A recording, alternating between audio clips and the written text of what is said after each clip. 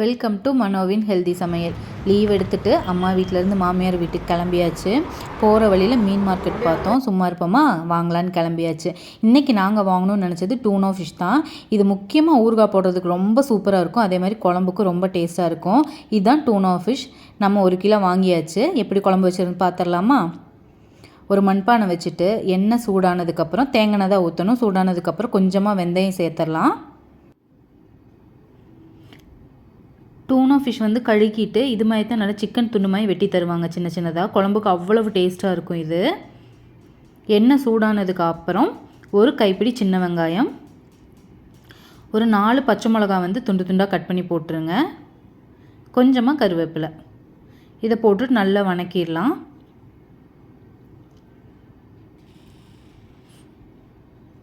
அதுக்கப்புறம் கொஞ்சமாக இஞ்சி, ஒரு 4 பூண்டு குட்டி குட்டியாக கட் பண்ணி அதையும் சேர்த்துட்டு நல்லா கலந்து விட்டுருங்க.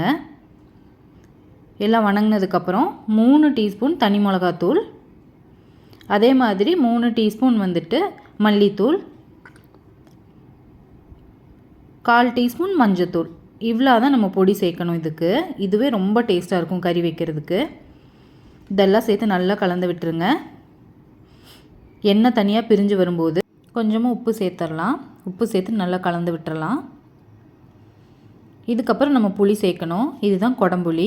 மோஸ்ட்லி கேரளாவில் மீன் குழம்புக்கு குடம்புளி தான் யூஸ் பண்ணுவாங்க. இதை நல்லா கரைச்சி வச்சுட்டு எண்ணெய் தனியாக பிரிஞ்சு வந்தது குழம்புல சேர்த்துடலாம். இது நல்லா கொதி வரணும். இது நல்லா கொதிக்கும்போது நம்ம கழுகி வச்சுருக்க மீனெல்லாம் இதில் சேர்த்துடலாம்.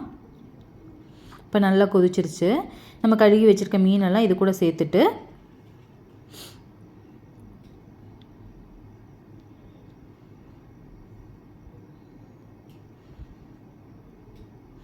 கருவேப்பிலை போட்டுட்டு ஒரு மூடி போட்டு ஒரு 15 நிமிஷம் நல்லா வேக விட்டுருங்க.